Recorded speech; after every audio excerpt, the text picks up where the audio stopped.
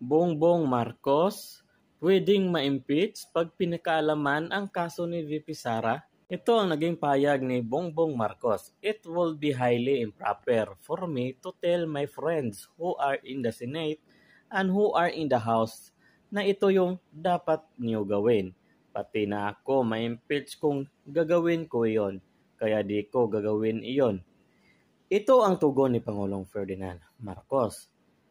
Nang tanungin kung may mga kaalyado ba siyang lumapit sa kanya tungkol sa usapin, sinabi ng Pangulong Marcos na maaari ring siyang ma-impeach kung susubukan niyang impluwensyahan ang sitwasyon. Muli namang iginiit ng Pangulo na wala siyang kinalaman sa impeachment case laban kay Vice President Sara Duterte.